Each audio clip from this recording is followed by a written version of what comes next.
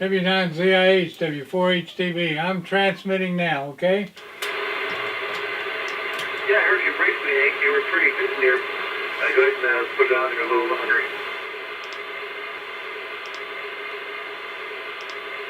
CQ, CQ, CQ. This is Kentucky Colonel's Amateur Radio Club Traders Net. This net each Monday night, as this is.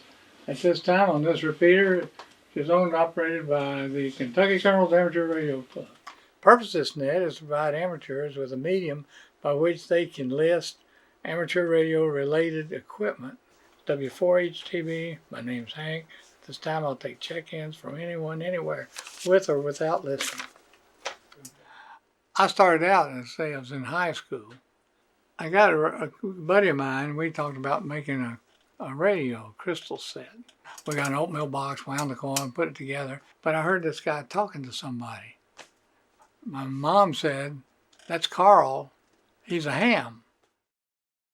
WA6RNG, W6PJX. Barney, how are you? Fine, Byron.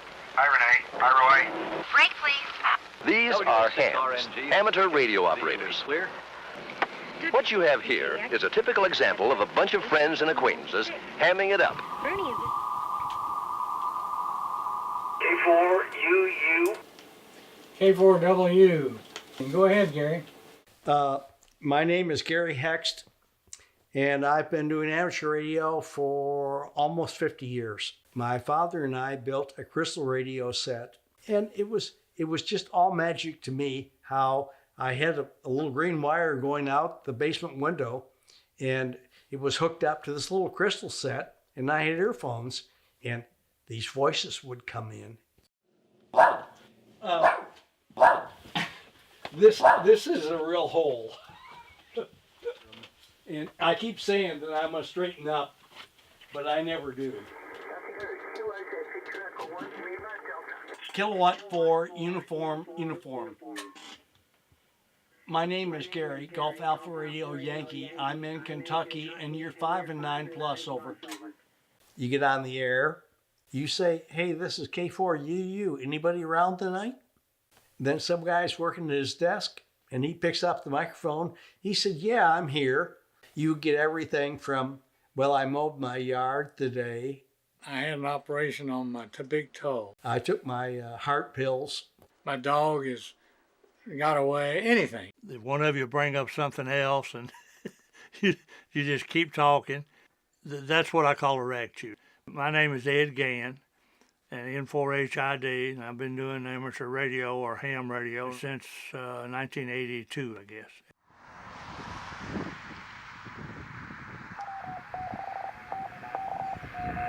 TV.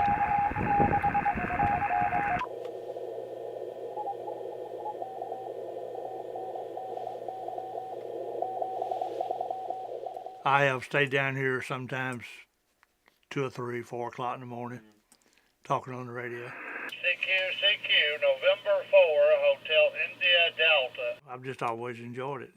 I don't smoke or drink, so I spend my money for it. And the wife lets me buy all the equipment.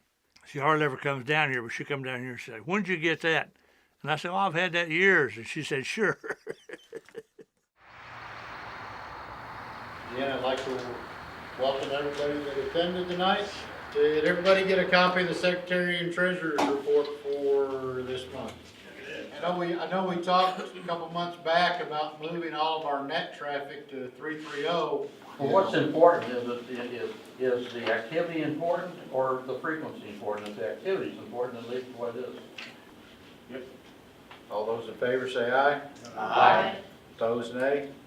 Or Monday last week, I spent all day and presented to 200 and something 7th graders about what ham radio was, and half of them slept through it, but the other half seemed to understand. We will be talking next month. Next month will be May. We will be talking next month on Field Day.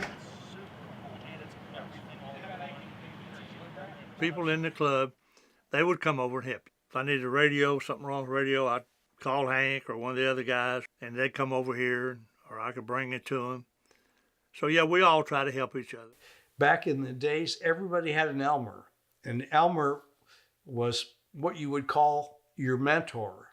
when I first started, if I had a radio that didn't work and I didn't know how to fix it, I'd go to my Elmer's, and he had all his test equipment, and we'd go through it and make it work. The way I learned about it a lot is a couple of friends I had.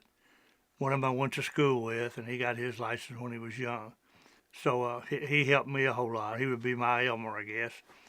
Anytime I needed something, he'd tell me what I needed. He said he's good at spending my money.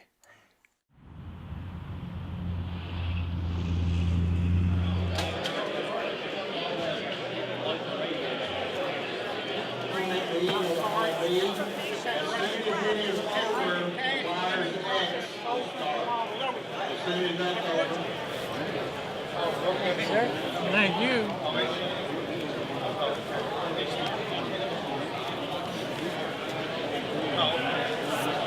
We talk to people on the radio, other amateurs. We don't know them. And you might meet them. Last year I met two people that I've been talking to for quite a while at H.A.M Fest I'd never met. When we go to H.A.M Fest, we'll wear things like that to H.A.M Fest. That'll tell you, that way if they don't know you, they'll look and say, oh yeah, I've talked to you. And I've had people from overseas come up, oh yeah, I talked to you.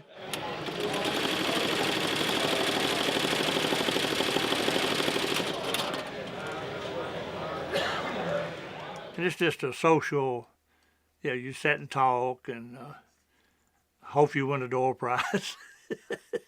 K-I-4, ZDE to come and pick up your door prize. And hope the club makes a little money. Every year, the average age of amateurs go up. Why would a young person study, get involved in a hobby that eventually takes a lot of money, a lot of time, a lot of effort, when they can pick up their cell phone? The cell phone has taken away a lot of amateurs, from talking over the radio. It's taken the magic out of amateur radio. If you need directions, you call down the local repeater and now everybody has a GPS. If something happens and the cell phones, all the towers go down, then we can run out of emergency power. And there are a lot of hams that have what they call go kits, which they have a box with a radio, antennas, batteries. In time of emergency, we would all come together and communicate.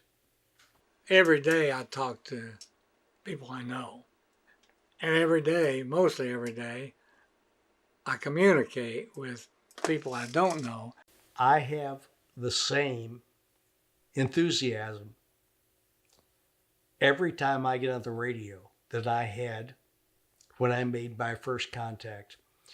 I can go down and look in my book of cards where I've talked to people and gotten a card from them confirming our conversation.